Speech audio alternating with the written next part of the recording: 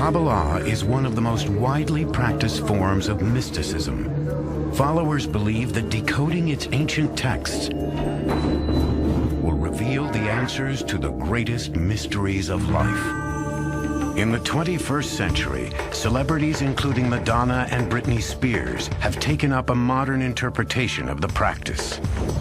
Yet the spread of Kabbalah has sparked controversy. Strict adherents warn that this mystical practice holds hidden perils. Throughout history, followers have coded their writings to protect Kabbalah's secrets. How many levels of understanding are there? Maybe infinite. So the more you have to decode the past, to decode the text, the more mystical it is, the harder it is to decode.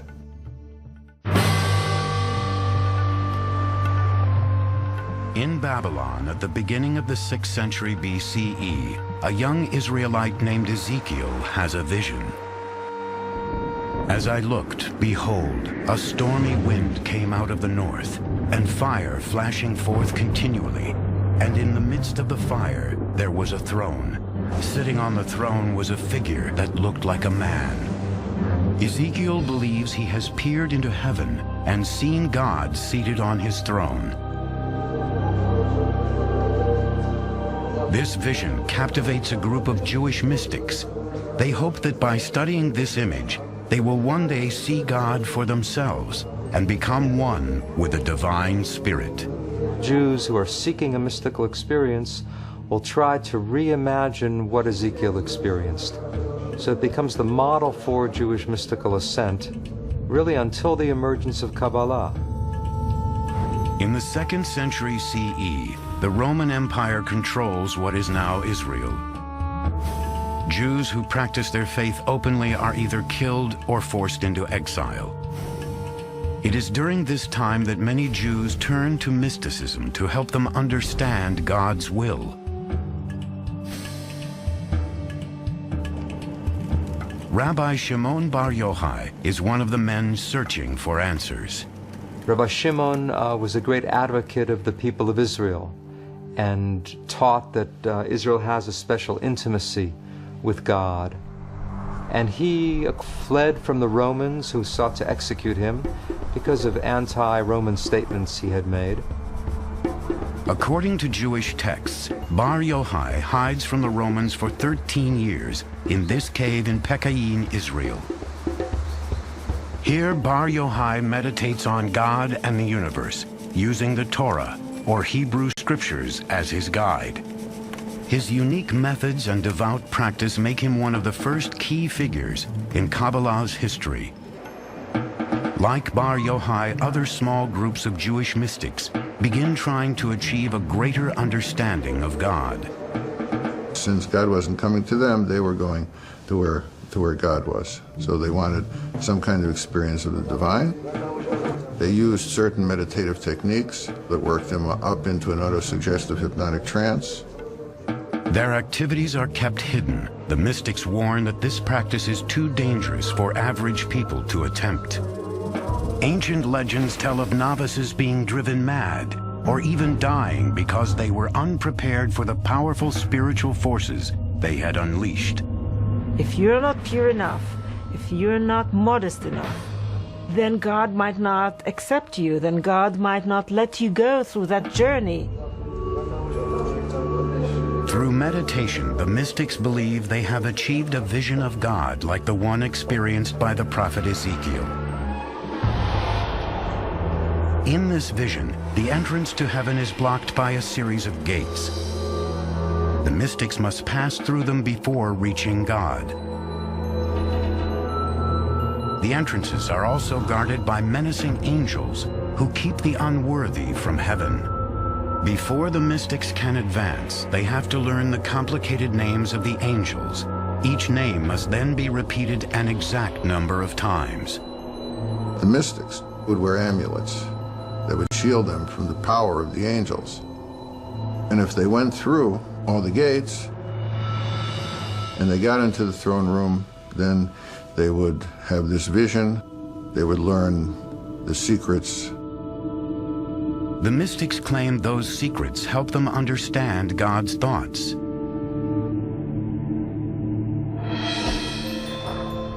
At roughly the same time, unknown mystics recorded a startling concept into an influential book. The text is called the Book of Creation, or the Sefer Yetzirah. It describes how God made the world by using the 22 letters of the Hebrew alphabet. God spoke and said, "Let there be light." So obviously God's speech was the creating agent. Well, what language did God speak? God spoke Hebrew, of course. So the 22 letters of the Hebrew alphabet were the alphabet of creation. What Sefer Yetzirah does is to try to describe how God created the world in more detail than we find in Genesis. It builds on the notion that God created the world through language, but now it's not words so much as individual letters. And this is probably meant rather literally. God took the 3 letters Aleph, Bet, Nun, which spelled the word Even, stone. By combining those letters, a stone was created. And similarly with every object in the universe, God created by combining the letters with the numbers.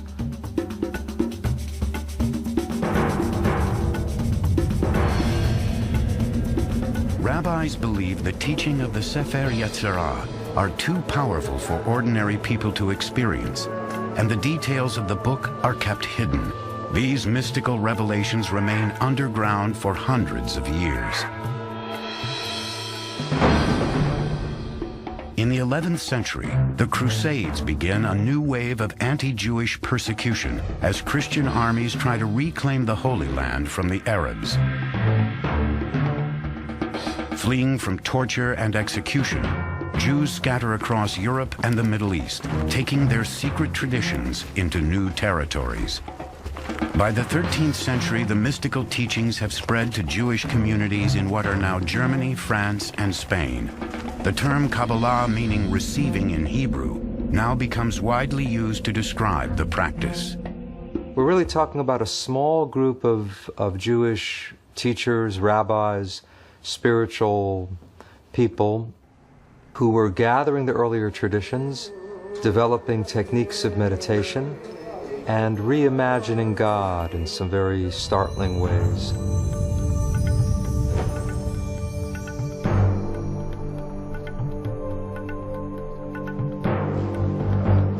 One of the most significant events in Kabbalah's history occurs around 1280, when a Spanish rabbi claims to discover yet another mysterious text. This will soon become the single most important book in Kabbalah. It is called the Zohar, meaning radiance or splendor in Hebrew. It's really the masterpiece of Kabbalah. The ideas of the Zohar are very radical and very startling. Written mainly in Aramaic, its pages are filled with arcane symbolism and erotic language. By arousal below, there is similarly arousal above. Male and female unite, desire prevails. Worlds are blessed, and above and below are in joy. To this day, the author of the Zohar remains a mystery. Many Kabbalists believe that Rabbi Shimon Bar Yochai received divine inspiration to write the Zohar while living in a cave during the 2nd century. Others suspect that the manuscript was written 1,000 years later, possibly by a Spanish Kabbalist or even by a group of rabbis.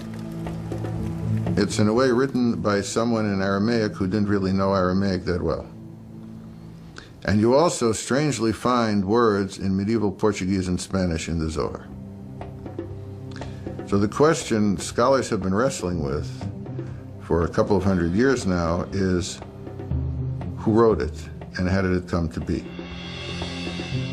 But the greatest mystery of the Zohar lies within its mystical text.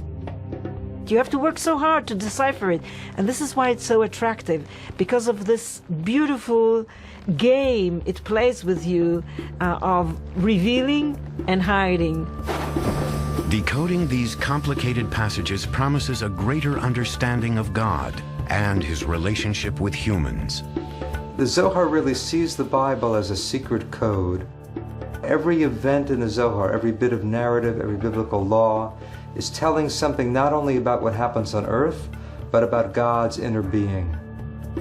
Kabbalists believe that if they can successfully decode the Zohar, they will unlock the mysteries of both heaven and earth. One of these secrets is a startling revelation about God's body and sexuality.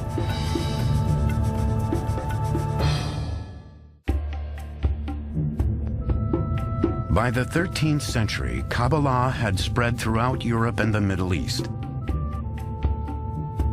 Yet even as the number of Jews studying Kabbalah grew, their secrets remained closely guarded.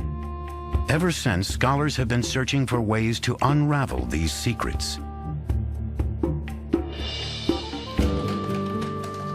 In Berkeley, California, Daniel Matt works surrounded by these copies of the Zohar, the most revered and mysterious manuscript in Kabbalah. His bookcase is filled with versions and commentaries in Aramaic, Hebrew, English, and French.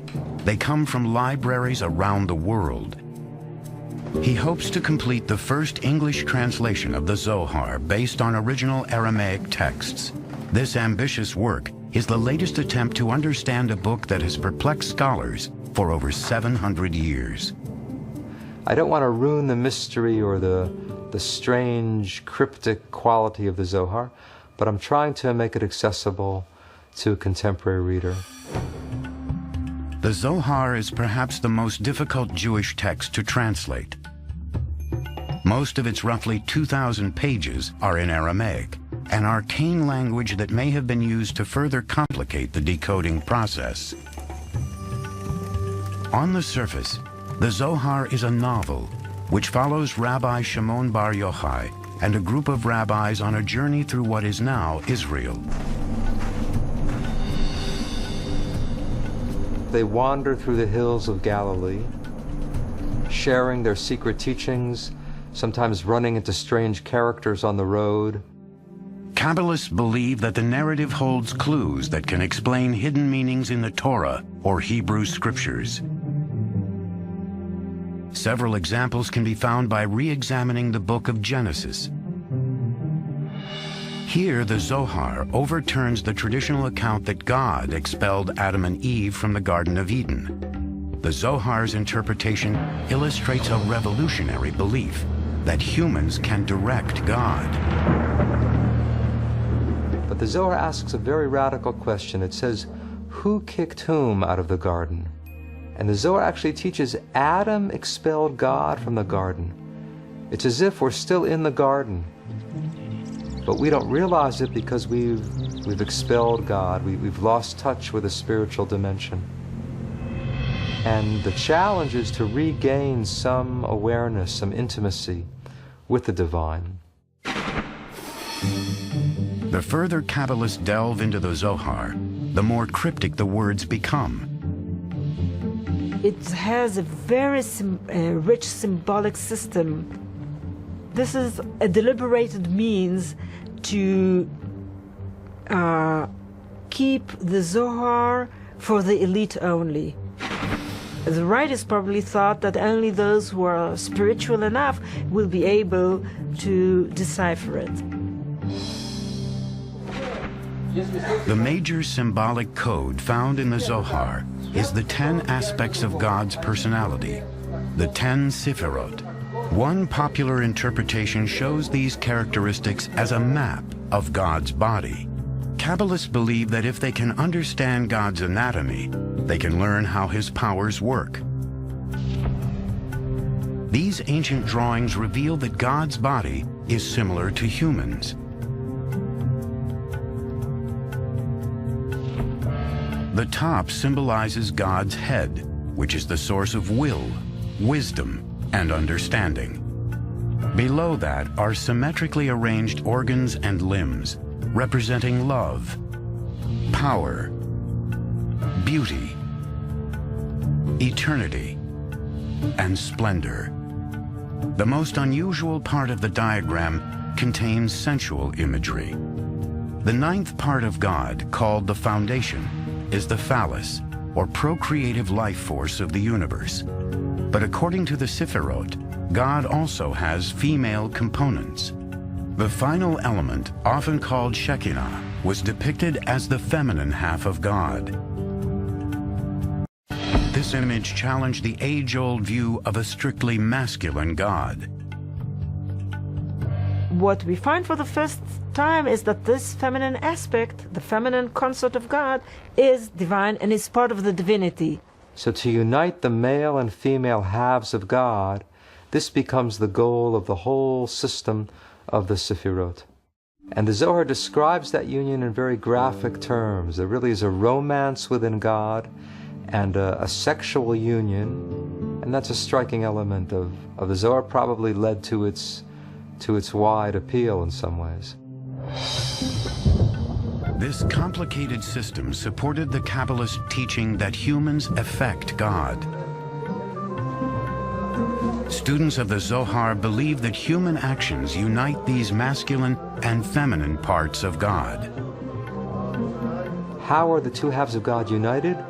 Through human virtue, through loving one's neighbor, through helping the poor, through observing the Sabbath, through various interpersonal and ritual commandments. One brings together these two halves of God. You might say that this is how we actualize the divine potential in the world. The idea that God is dependent on human beings clashed with traditional beliefs that saw God as an omnipotent ruler. We, and this is, I think, an extraordinary idea of the Kabbalists, we have the ability, through the performance of sacred deeds, to nurture God, to influence God, to affect God, to be able to affect the divine disposition, which then will affect the flow down of divine grace to our world. But in this relationship, human sins create imbalance. In this case, human misdeeds, human unethical conduct, human evil empowers the cosmic evil, or somehow ruins the harmony within God and stimulates evil in the universe. Another revolutionary idea encrypted in the Zohar is that even a seemingly insignificant verse in the Hebrew Scriptures can reveal how God feels and acts. In the Zohar, they read the Bible not only as a story about human beings, what's going on in human affairs, but they also read it on a mystical level as a story about what's going on within the inner life of God. According to the Zohar, biblical characters are often metaphors for God's thoughts and actions. The quality of loving kindness, for instance, came to be associated with Abraham in the Bible. So every reference to Abraham doing something was actually viewed as a reference to the role of loving kindness in the world. The Zohar also examines biblical events for hidden meanings. The flood, according to Kabbalah, is happening now. If you don't know that the flood is still going on, then you're drowning and you don't even know it. So various symbols of chaos and destruction from the Bible were also viewed not in the past tense, but as still unfolding.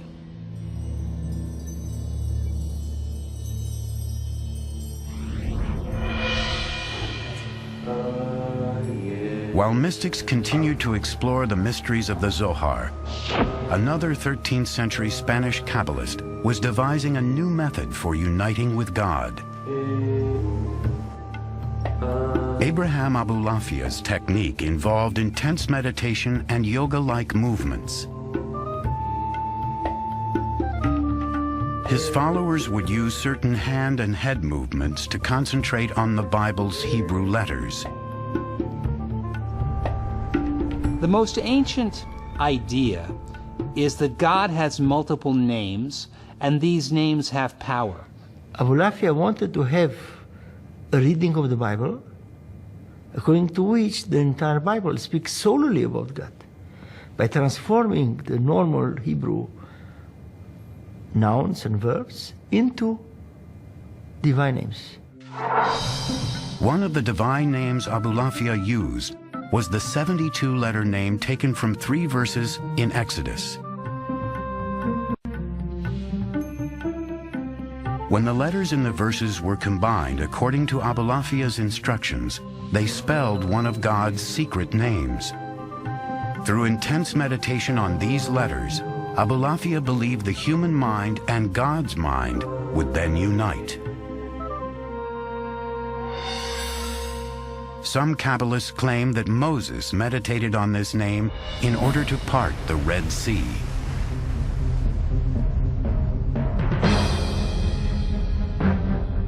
At the height of the Spanish Inquisition, King Ferdinand and Queen Isabella declared that all Jews must either convert to Christianity or be expelled. During 1492, over 100,000 Jews fled Spain. Once again, religious persecution influenced the spread of Kabbalah's teachings. A century later, many Kabbalists would use their techniques to call forth the promised Messiah.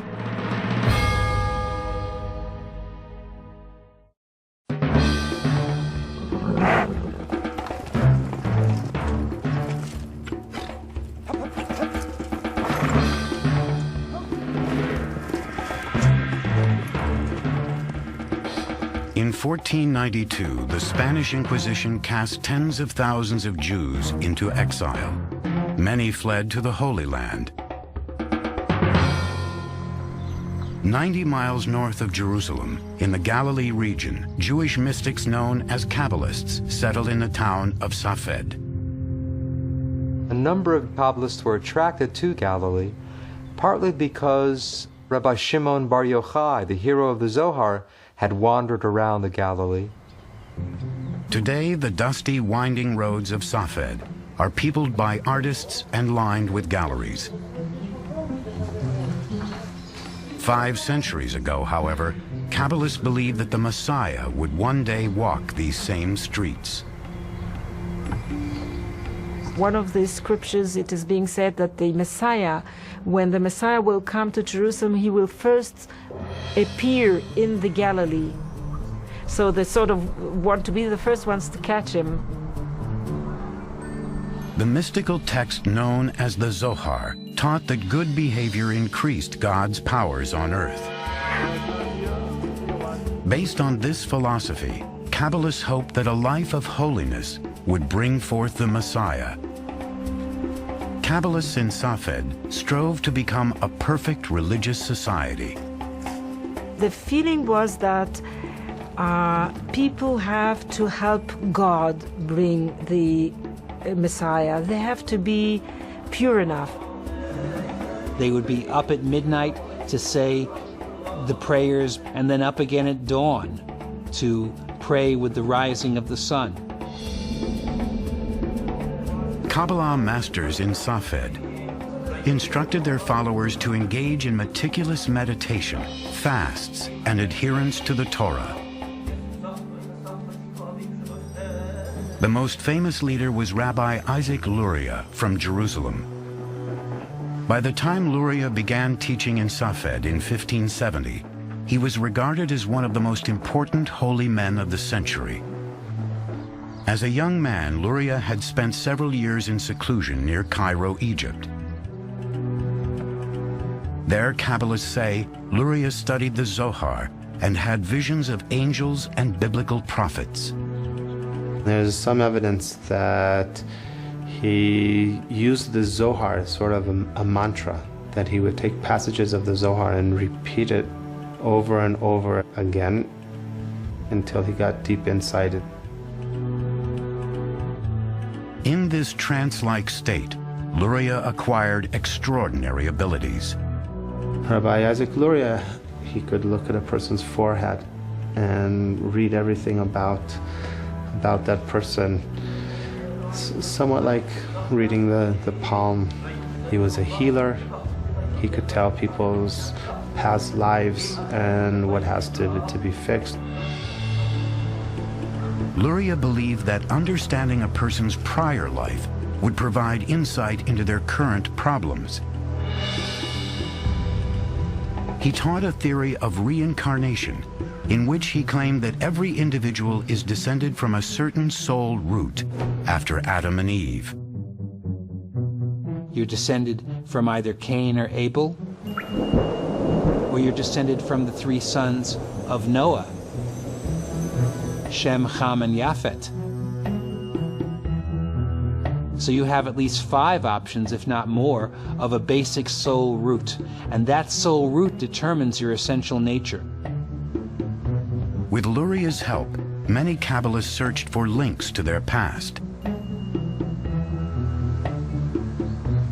These burial sites around Safed took on an important role as Kabbalists tried to find the graves of their previous incarnations. They would take on the soul of the deceased who was lying there and speak with that person's voice. To this day, gravesite rituals and pilgrimages continue around Safed.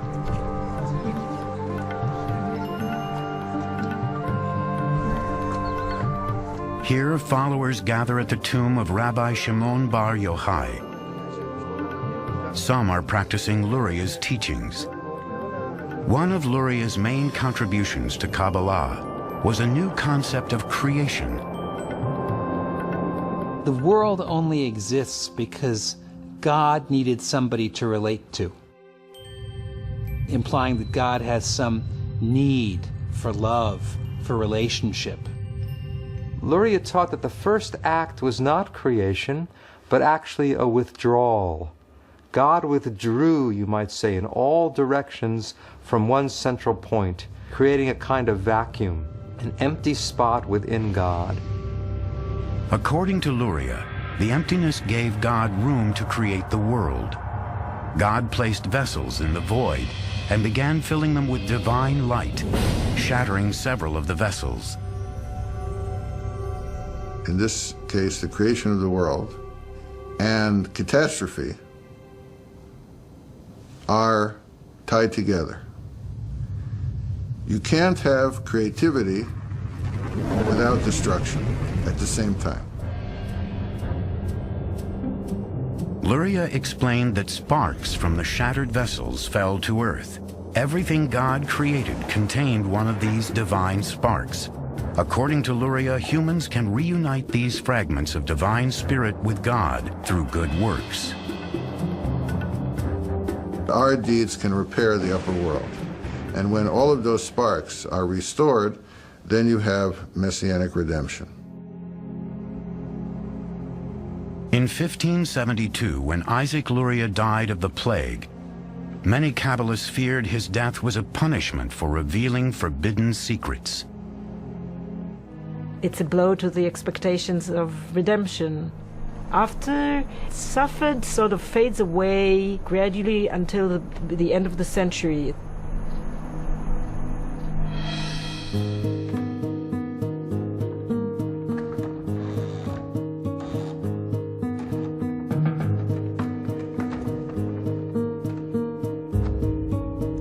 The invention of the printing press would soon spread Kabbalah's teachings like never before.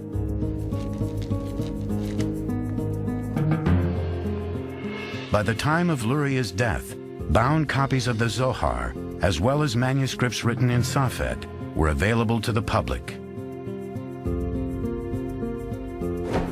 Kabbalah seemed to have finally come out of hiding. By the 16th century, Kabbalah's mystical ideas had reached much of the Jewish world. Followers practiced throughout Europe, North Africa, and the Middle East. In the coming century, Kabbalah would spread like religious wildfire, but in the wrong hands, its teachings would have disastrous repercussions.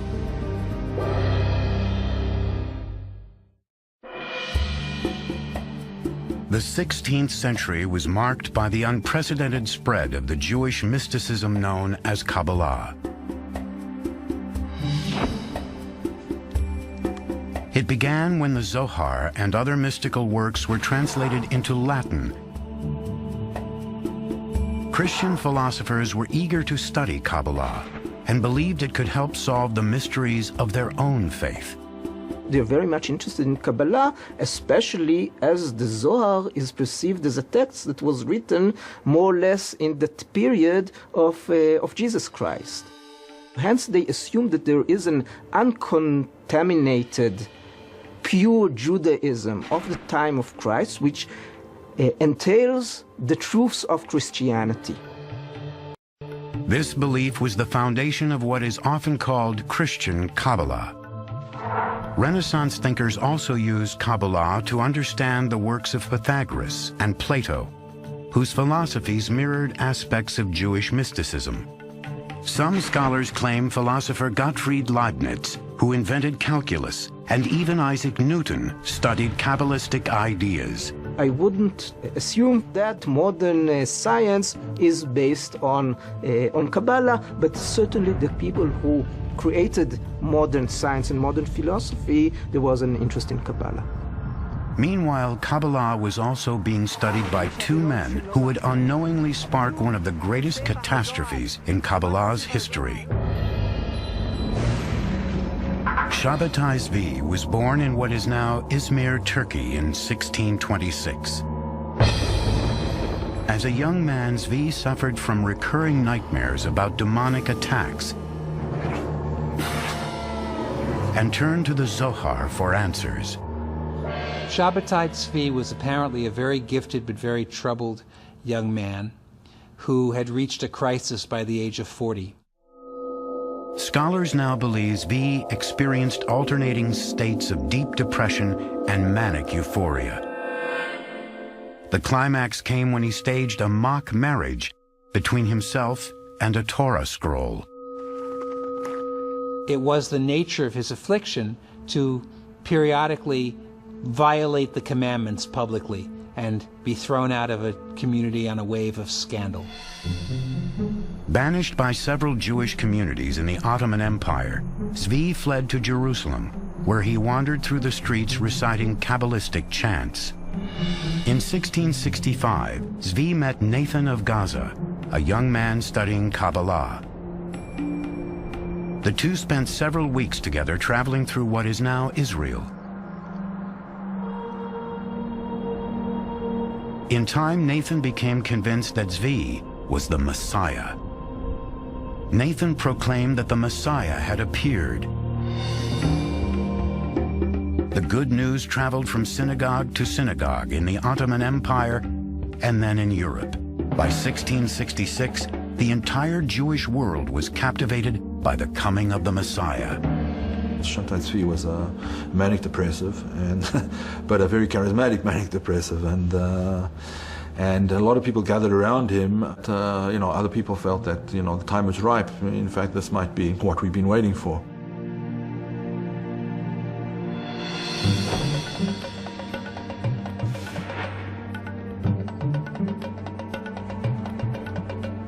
In early 1666, Ottoman soldiers arrested Zvi and brought him to the Sultan's palace in what is now Turkey. The Sultan sentenced Zvi to death for creating a public frenzy. The Turkish Sultan gave him an offer you can't refuse, namely convert to Islam or I'll cut your head off, because if you are the Messiah and I cut your head off, you'll be able to put it back.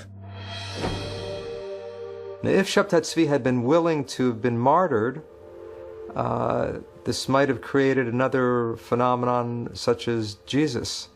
Here's the Messiah dying for his faith. But Shabbatai Tzvi took the easy way out and converted to Islam.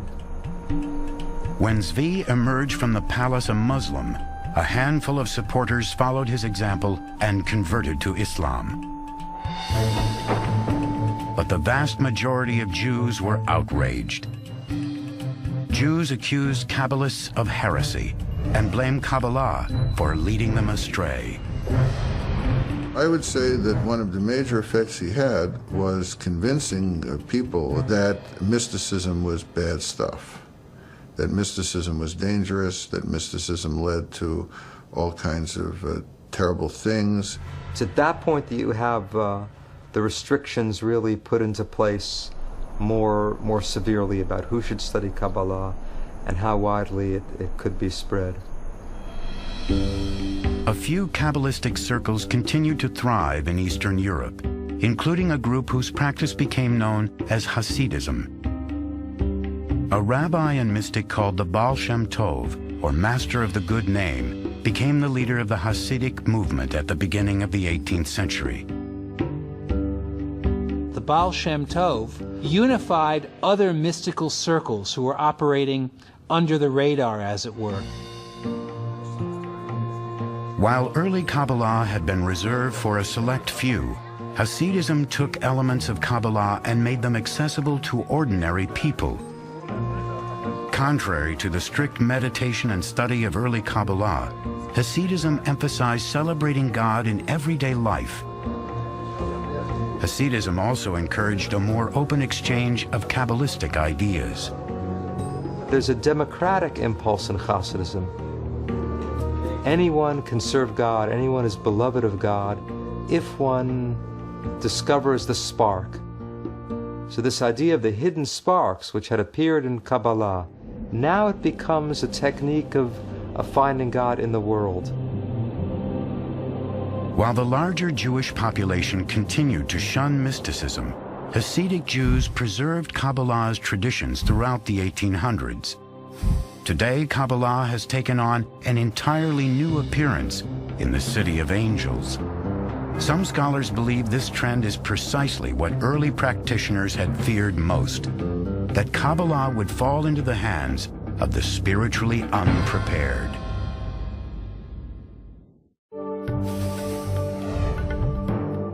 Kabbalah achieved widespread popularity for the first time in the late 1600s. But when the mystical practice became linked to a false messiah, Kabbalists across Europe and the Middle East were shunned. For the next 250 years, Kabbalah remained in the shadows of Jewish life.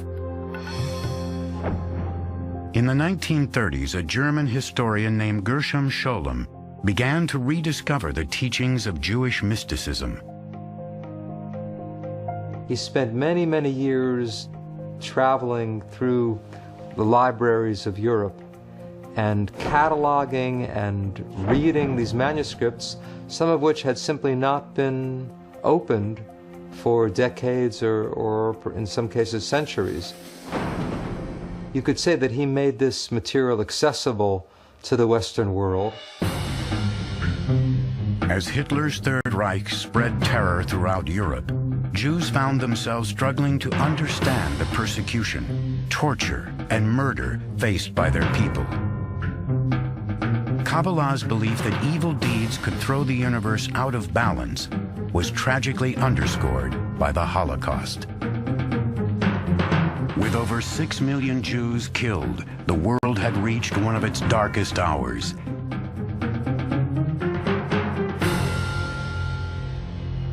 Yet Jews and Kabbalists were also hopeful that the world could be repaired. At times of crisis, at times of suffering, when people are trying to satisfy their own need for order and meaning and fulfillment, mysticism can provide some of the answer to that.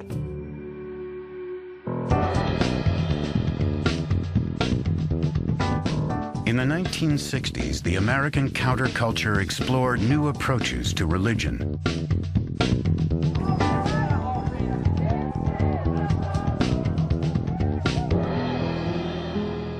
One of those spiritual seekers was Philip Berg, a rabbi from New York. In the late 1960s, Berg traveled to Israel, where he delved into Kabbalah's teachings. Berg soon devoted himself to studying the ancient practice. His goal was to share Kabbalah with the masses. He reshapes it by presenting it in a way that someone who's not versed in Kabbalistic text and doesn't know much even about Judaism can understand these ideas and apply them for his way of life.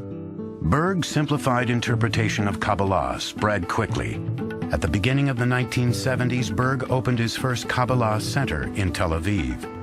During the 1980s, Philip Berg and his family constructed a Kabbalah empire based here in Los Angeles.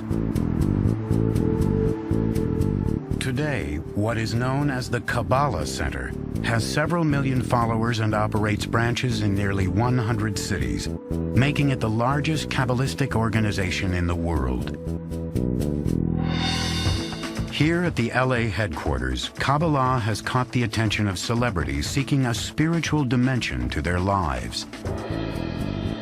Berg's two sons help promote the concept that unlike the restricted Kabbalah of the past, this practice is open to all. We offer Kabbalah for everyone, without any barriers, race, sex, religion, anything.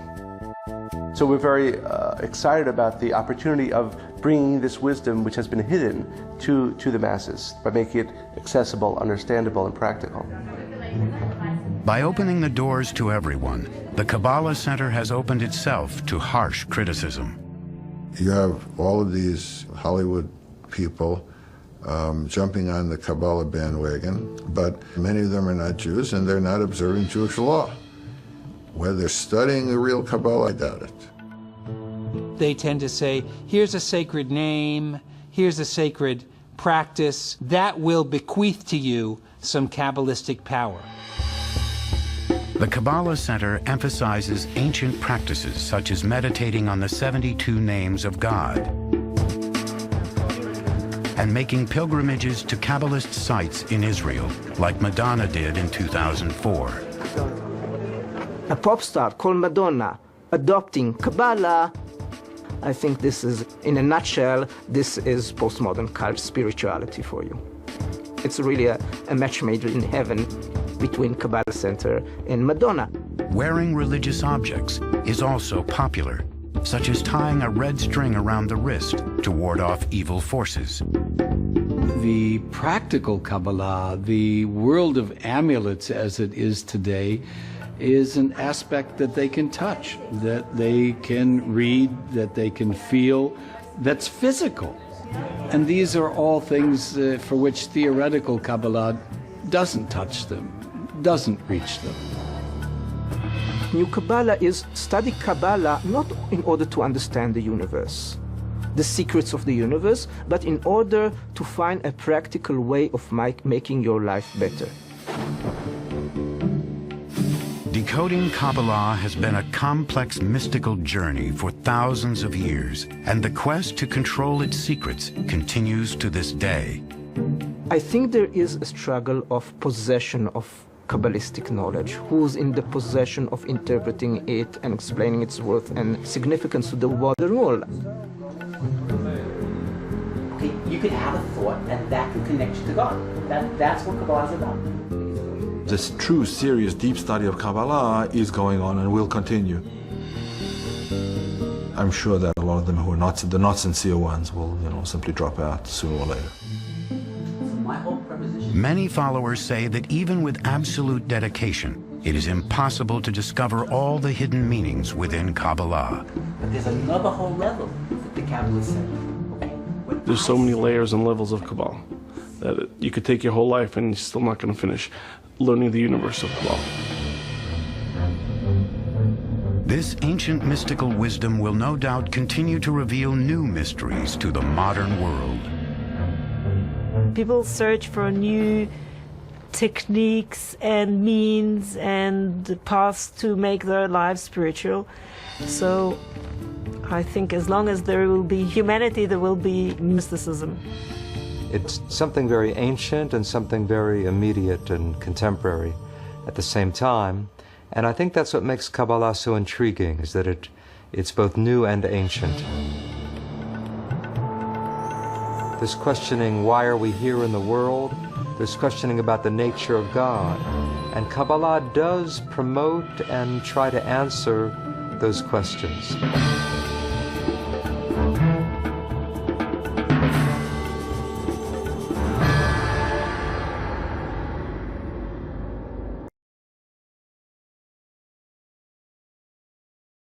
The entire oral tradition was not written down. The oral tradition was given to Moses at the same time that he was given the tablets and given the written Torah, the 5 books of Moses. He was also given an oral tradition at that time, and that was also handed down for many, many centuries. In fact, until the 2nd century, it was handed down, and then it was handed down orally, with people making notes and things like that, but there was no formal written oral tradition. But because of the persecutions they were suffering under the Romans and the fear that much of the oral tradition was going to be lost, so some of the sages, under the leadership and guidance of Rabbi Judah the Prince, Rabbi Yehuda Nasi, wrote down the Mishnah, which is the basic kernel of the Talmud. And at the same time, more or less, the Kabbalah was written down in the form of the Zohar, and several other Kabbalistic works as well at the same time, more or less at the same time.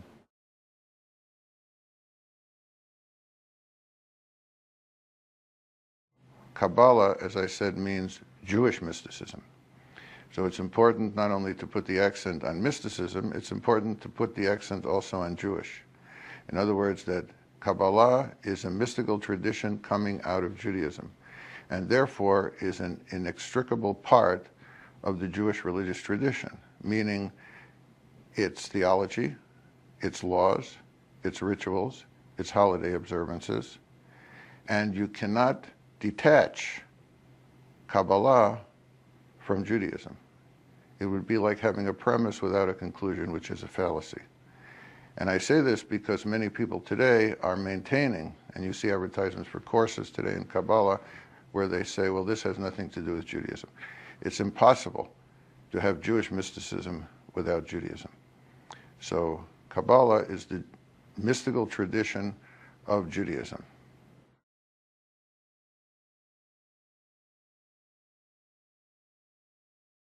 This goes back to the whole issue raised by the Sefer Yetzirah and other forms of Jewish cosmology, how the world came into being. In other cultures,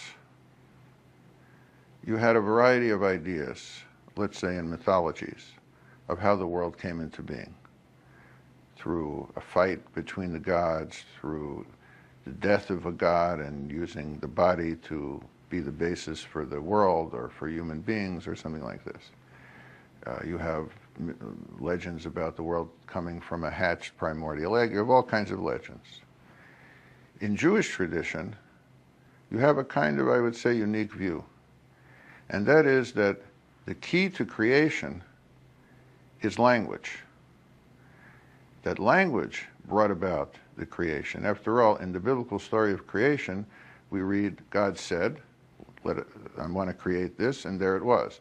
So the idea was that the world was created through the use of language, particularly the Hebrew language. So therefore, if you could master the permutations of the letters of the Hebrew alphabet, particularly the permutation of the letters of certain words in the Hebrew alphabet, like the ineffable name of God, called in fancy language the Tetragrammaton, then you could undertake creative activities of your own. And one example of this that comes out of the Sefer Yetzirah, it's found in the commentaries to the Sefer Yetzirah, not in the book itself, is an idea that floats through the history of Jewish mysticism. It's found in many novels today even, and that is the idea of what's called the golem, namely the creation of artificial life through the manipulation of certain letters of the Hebrew alphabet as the key to creation. Now, if this idea sounds very outlandish, consider, if you will, how we look at the new discoveries about genomics. The genome is presented as being represented, the 4 nucleotides of which we're all composed are represented by 4 letters, GATC, and the combination and recombination of those letters leads us to knowledge, hopefully, of how to cure disease and even how to create life. This is essentially the exact same idea as you find in the commentaries to the Sefer Yetzirah and in certain Jewish mystical texts. So the idea was that, yes, the Sefer Yetzirah was used to create things if you mastered the techniques that the commentaries explain as being implicit within this very short treatise, the Book of Formation, or the Sefer Yetzirah.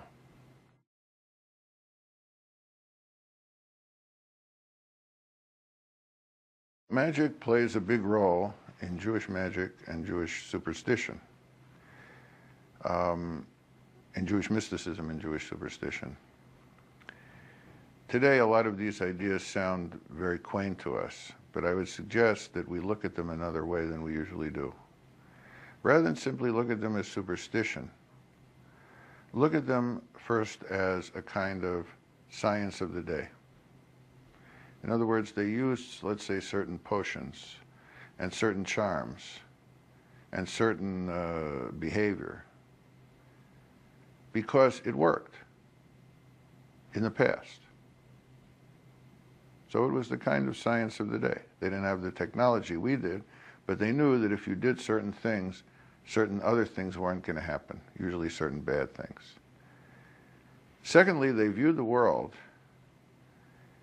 as being populated by demons, by malevolent, invisible forces. Now, this sounds like a very bizarre idea, but if you look at, say, things that we're afraid of, like viruses, these are invisible, malevolent forces, and we take action to try to prevent them from hurting us. This is exactly the same view that they had. There are invisible, malevolent forces trying to hurt us, and we have to take certain action to try to prevent that, or if they do hurt us, to try to cure ourselves of this. So I would call it a kind of proto-scientific approach.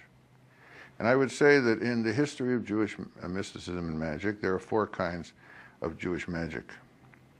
One is predictive magic, in other words, using certain techniques to try to predict the future, so if it's going to be good, you can take advantage of it, and if it's going to be bad, you can either mitigate the effect or avoid it altogether. And we have a whole industry in our contemporary society, futurology, even weathermen. They're and stock market analysts. Everybody's trying to predict the future for the same reasons that they were. Then you have preventative magic, using certain techniques to try to prevent certain things from happening to you. An amulet can be used in this regard. It tries to keep certain evil forces away from you.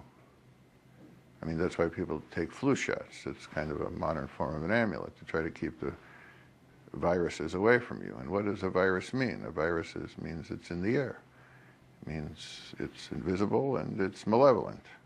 Then you have curative magic, which is the use of certain techniques to cure a person who has been adversely affected by some kind of evil force.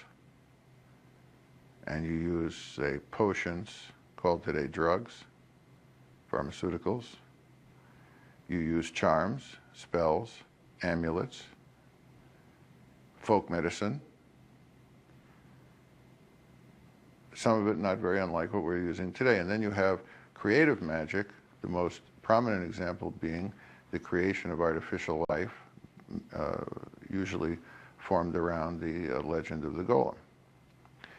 So I would say that you have all of this kind of magic within Jewish folklore and within Jewish mysticism.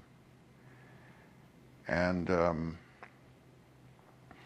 in Jewish mysticism, you also have the idea of what they call the drawing down of the divine flow, called in Hebrew the Shefa, the divine influx. In other words, there's good stuff up there, there's divine energy up there, and you want to draw it down to help you achieve your most material goals. In other words, the most spiritual thing in the universe, the flow of divine grace, if it's brought down to our world and channeled in the right direction, helps bring about the most material results, like, let's say, prosperity,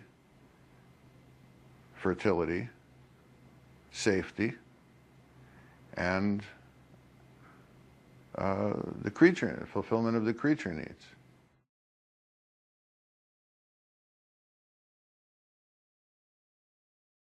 Shekhinah is one of the most important contributions of Kabbalah. It balances the patriarchal view of God. Right? God is described predominantly, almost exclusively, in masculine terms. In most of Western religious literature, God is seen as the king, as the judge, as the ruler, as the warrior. And that masculine depiction of God, Kabbalah is really offering a critique, a theological critique, and saying that this is an inadequate way to picture God. God should be seen as equally male and female. So in some ways, the feminine depiction of God is emphasizing the more intimate side of God, God as mother, God as the constant companion of Israel. The other amazing thing about Shekhinah is that in some ways it's a recovery, a rediscovery of the ancient goddess. Of course, if we go back to the ancient Near East, we have many goddesses, Anat, Asherah, Astarte, just to speak of the Canaanite forms of the goddess. And we find in the Bible a very strong criticism of Canaanite fertility worship. The prophets are railing against the people because some of them are attracted to the Canaanite goddesses. But we know that there were Israelites who worshiped the goddess. There were even Israelites who tried to combine worship of the goddess with worship of the Hebrew God. For example, archaeologists have found material on which is written to Yud-He-Vav-He and his Asherah, to God and his goddess. Now the Bible condemns this kind of syncretism, this combining of monotheism with paganism. And in later Judaism, you find hardly any references to the goddess. And yet in Kabbalah, the goddess re-emerges. You might say that the goddess has now been made kosher. And that, I think, is a startling development. It somehow, it shows that the feminine depiction of God had a strong hold on people and answered a deep, basic human need for God to be intimate and accessible and not just the ruler in heaven.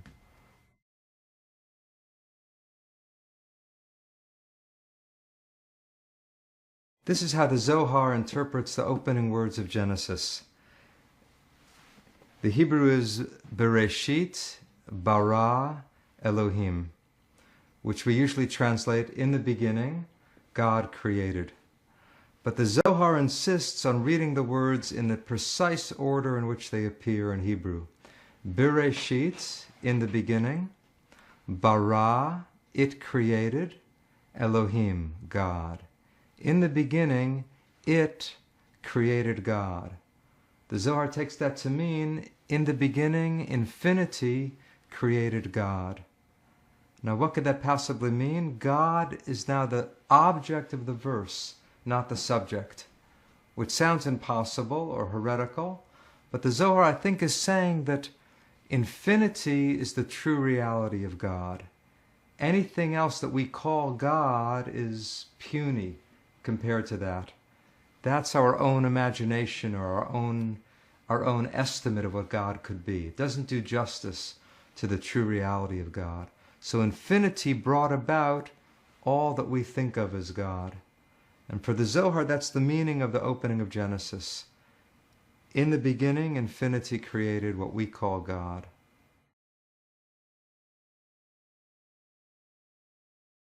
Well, the first thing to understand is that the Zohar is very concerned with Jewish practice. And the first set of secrets that it's concerned with are the secrets of why you do certain things the way you do them. Why you leave 3 little hairs sticking up from the base of your phylacteries, of your tefillin. Why you pour off a few drops of wine every time you recite the 10 plagues at the Passover Seder. Small, inexplicable things are explained by the Zohar as having deeper meanings. In fact, both of those things that I mentioned are sacrifices to the demonic forces. The demonic forces, the forces of evil, want their piece of the pie. They want to dip their beaks in the religious practice, so to speak, and you give them a little something. When the Zohar presents its view of underlying reality, it definitely says that evil is to some degree separate from God. The forces of evil can work for God. They can be God's employees. They can also be simply obstructions, leftover materials from creation, like tripping over a beam or a brick on a building site. Something got left around and it served as an obstruction. But certainly there are forces of evil that are slightly different, and they do mischief.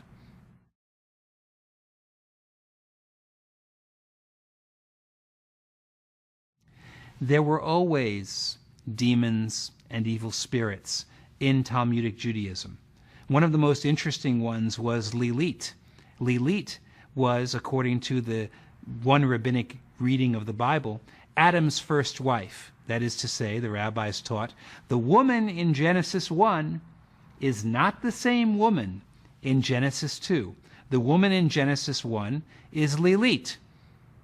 The woman in Genesis 2 is Eve. Eve is not the same as Lilith. Lilith left Adam, got tired of him, and went off to become the queen of the demonesses. She is the queen of nocturnal emission and crib death. And as a popular amulet, there are amulets sold to protect infants from Lilith. She's also become a feminist icon in liberal Judaism, which is an odd thing. You can walk down the streets of a Jewish neighborhood, walk into a conservative temple and find a copy of Lilith magazine, which is the magazine of Jewish feminism, and then you can walk across the street to a Jewish bookstore in Los Angeles and St. Louis, wherever, and buy an amulet to put in your child's crib to protect them from Lilith.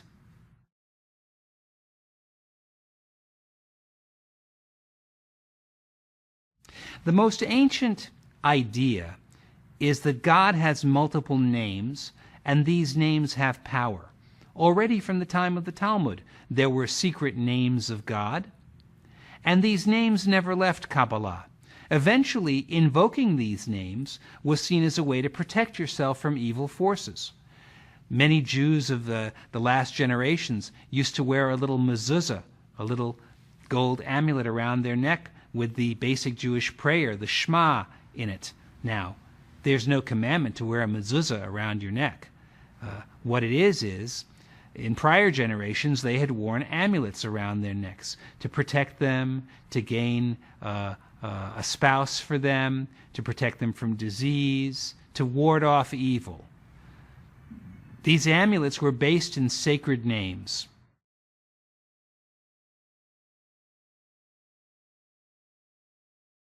The idea that there's a dichotomy between the body and the soul really began in the Talmud, in the Midrash. And they said that there are in fact 5 names for the soul.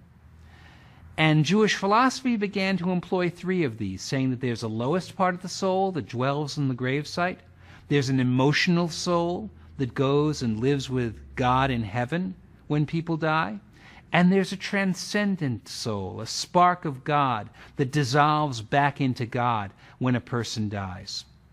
Therefore, a person's soul really has 3 parts: the physical soul, the emotional soul, which has gone to live in the celestial Garden of Eden with God, and the transcendent divine soul, which dissolves back into God.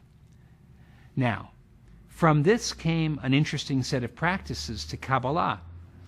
That is, first of all, the highest part of the soul, in order to dissolve back into God, takes at least a year to rise up to God, and it requires a lot of help. So from the Zohar, among other sources, came the idea that the mourner has to recite a certain prayer called the Kaddish, in which God's name is sanctified. And the recitation of that prayer, once a day, 3 times a day, once a week, whatever they can manage, will help push that highest level of the soul back to God. At the same time, the grave site, the graveyard, really contains the lowest level of the soul. So if a person goes to visit the grave, that's not a simple emotional thing to do. There is a meaning to going to the grave. The soul of the deceased lives there. And if they're the soul of a very great saint, then their soul has great mobility. If you pray there, that prayer will be transmitted to the lower soul, which is still connected to the emotional soul, which is still connected to the transcendent soul, which has dissolved into God. So that is a place to go to pray. That is an acupuncture point of spirituality. Or if you have a deceased relative, somebody who cared about you, an elderly grandparent, let's say, and you pray at their grave, they will take the trouble to communicate that message to God. So graveyards became positive places to the mystics, particularly in Tzfat.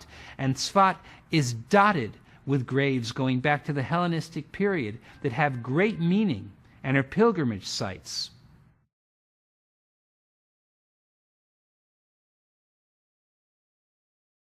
One of the great Tzfat rituals was the rite, the cult, shall I say, of the Shekhinah and the cult of the divine marriage. Now, people don't really think about this when they go to temple in America and rise at the end of a certain hymn and bow and sing, "Come, O bride, come, O bride." But in fact, the Tzfat Kabbalists viewed the Friday night service and meal as a wedding feast, when the divine parts of God above unified with the earthly feminine aspect of God in the world, the Shekhinah, and they had sexual union on Friday night. And this has survived into general Jewish practice to this day.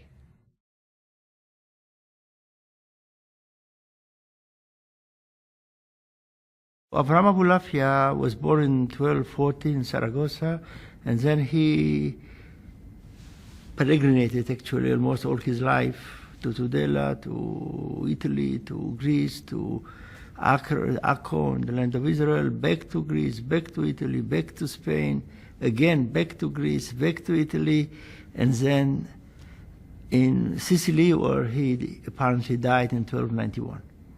So that's a very intense, what's called an itinerant scholar or an errant scholar.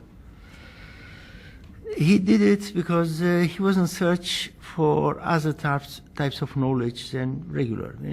He moved from one center of culture to another and attempted to absorb and to offer synthesis between different forms of knowledge he learned. Basically, he started as a philosopher, and then he started to study Kabbalah, and he offered a synthesis between Jewish philosophy, what's called Maimonides, and between Hasidei Ashkenaz, Elazar of Worms, which is much more magical, much more linguistically oriented. So he started with the Greek form of knowledge, Maimonidean philosophy, which is basically Aristotle, and then he combined it with a theory which is totally different, which has to do with the power of language, which is rejected by Maimonides, rejected by Aristotle. So he offered a powerful synthesis between two forms of Jewish culture. The Andalusian one, Maimonides, and the German one, which is Hasidei Ashkenaz. So that the broader picture is that two cultures, totally different, in clash, were brought together by someone who studied both of them in his youth, and around the age of 31 he came with a synthesis which he attempted to disseminate in all the southern part of Europe. He did it because he believed that he is a prophet. That's the way to achieve prophecy, and he believed that he is a prophet, and even more so because he believed that he is the Messiah. So it was part of his messianic enterprise, which means that he believed that messianism is not just someone coming and bringing the Jews out of exile to a certain place. Hardly he believed it. He believed that messianism is teaching people how to rescue themselves from their body, from their exile in the matter, in the body, which that is for him real redemption. So for him, the theories that I'm going to elaborate about are not just mystical techniques.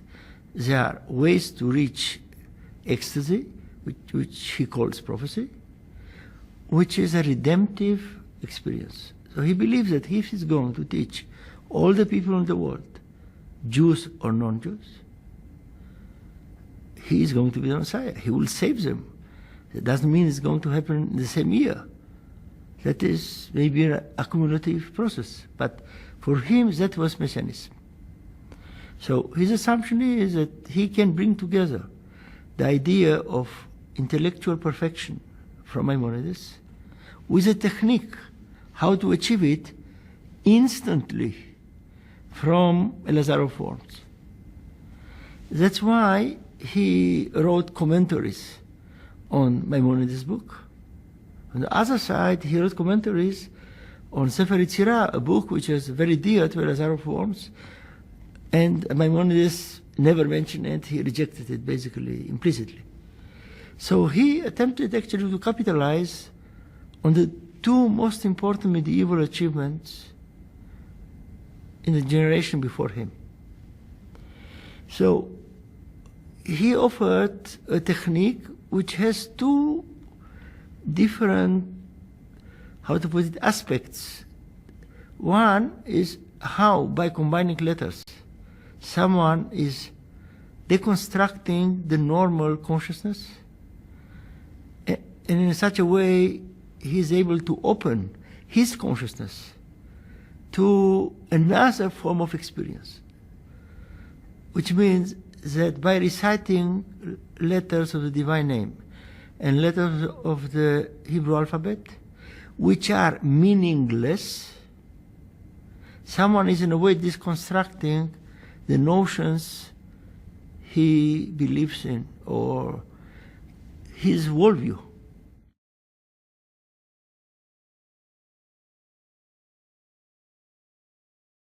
Magic and the use of amulets as expressing it was a part of the Jewish people from time immemorial, and even before the Kabbalah became a discipline, as it were, sometime in the 12th century, as it's normally figured.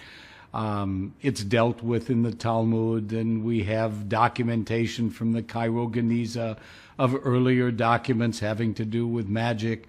But today, nonetheless, all of these things are called practical Kabbalah.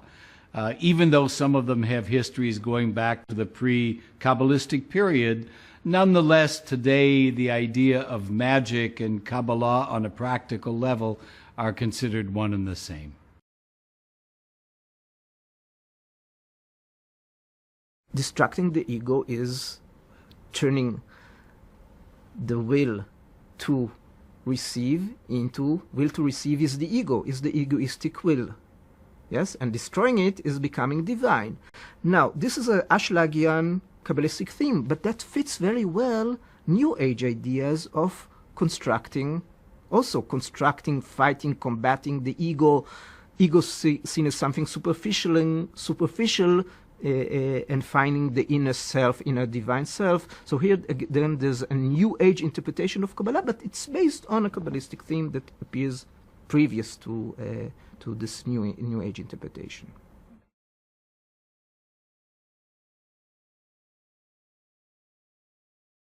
Kabbalah Center annoys almost everyone.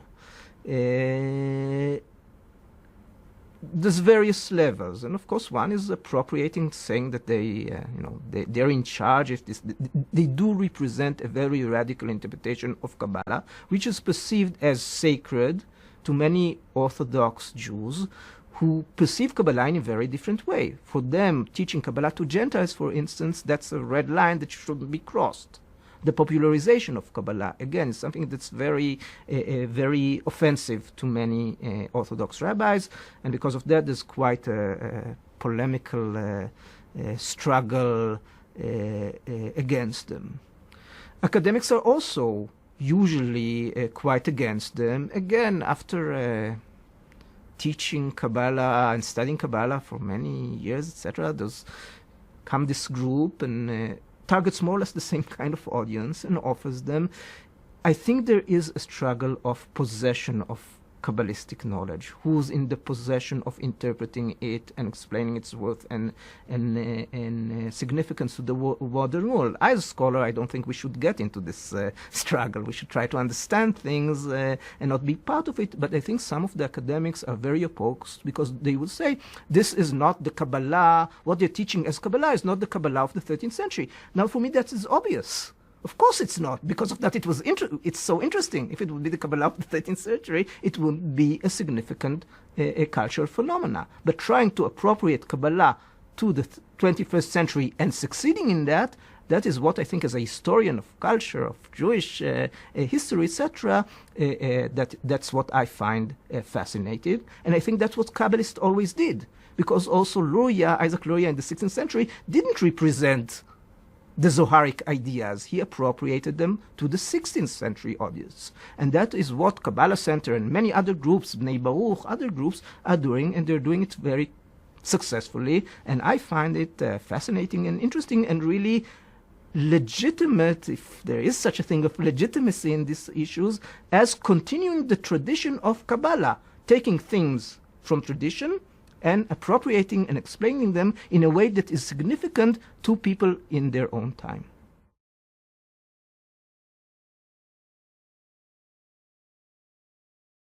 The text starts by stating that God created the world with 32 paths of wisdom. Mm-hmm.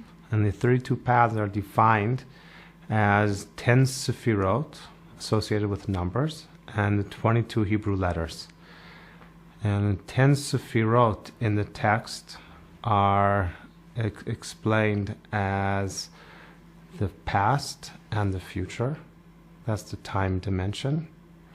The space dimension has 6 directions: east, west, north, south, up and down.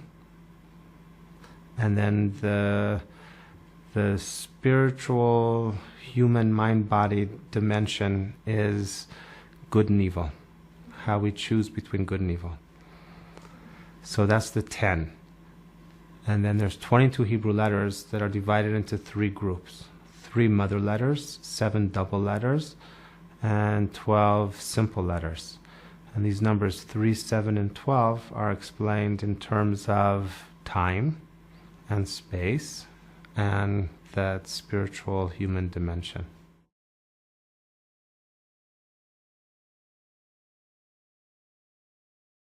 The 3 mother letters, they're expressed in time as fire, water, and air. Fire is like the hot season, water is the cold season, and then the air is the temperate season. So throughout the year, it's divided into 3 seasons. In space, it's the heavens is fire, the earth is water, and the atmosphere is air. And the human body, the head is associated with fire, the belly with water, and the chest with air. The 7 in time are associated with the 7 days of the week. In space are associated with the 7 planets that we can see with the naked eye. And the 7 openings of the senses, the 2 ears, the 2 eyes, the 2 nostrils, and the mouth.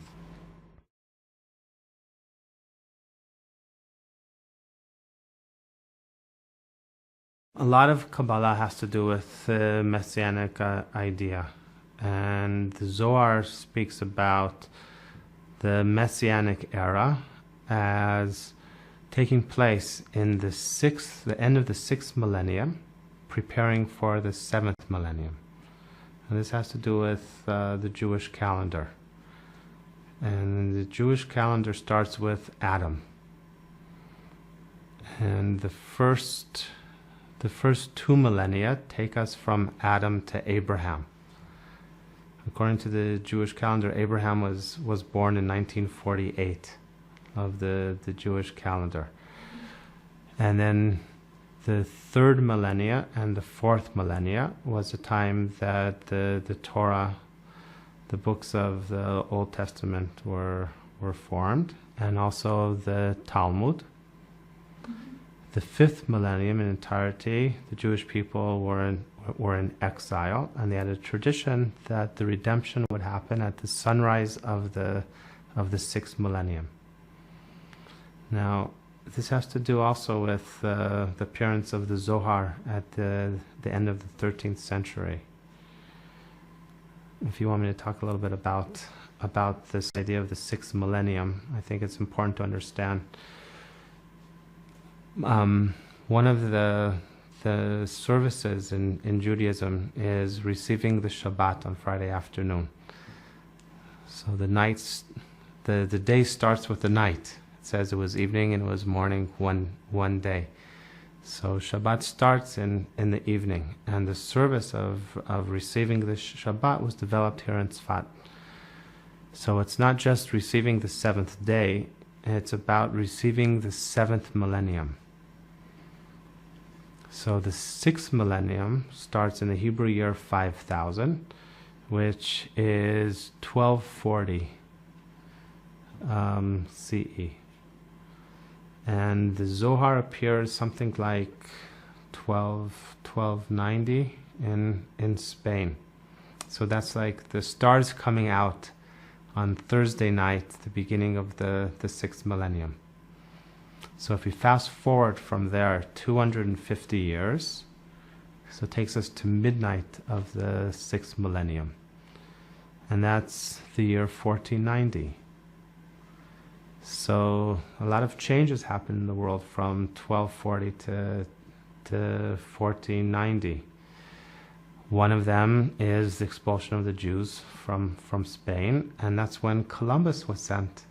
And he discovered a whole other part of the world. There was a shift from thinking about the world as flat to thinking of it as round. It was the beginning of the Renaissance, or the Renaissance was happening. Galileo was at that time as well. Important changes in the world. And that's when Kabbalah became very popular in Tzfat.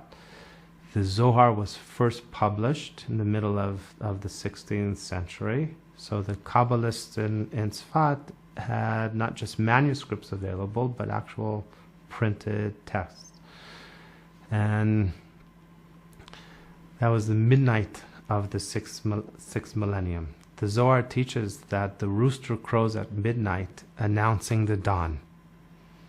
So the spreading of the teachings of a Kabbalah, which is about how to align one's soul and become inspired. It's about returning to prophecy. So the teachings of the Kabbalah is about bringing back inspiration to a people that has been suffering in exile for many years.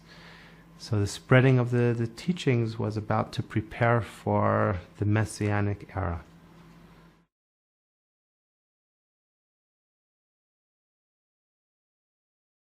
The Zohar can be explained in terms of Sefirot in a more general sense, but Lurianic Kabbalah is primarily about Partsufim, and it's about using the metaphor of family as for Tikkun Olam, repairing the world. The idea is that if we see God in our own image, and just like we are both masculine and feminine, young and old, so we see God in Kabbalah, there's visions of God in Kabbalah as both young and old, both masculine and feminine. And just like the dynamics that we have with our family, sometimes they're broken and sometimes we repair. So it's a metaphor for the entire universe, that there's broken aspects of the universe, and it's part of our job to repair that brokenness. So if we can heal the breaks in our family, and then extend that outward to our community, to our nation, and ultimately to the entire world. This is the process that human beings and God are engaged as a partnership in repairing the world.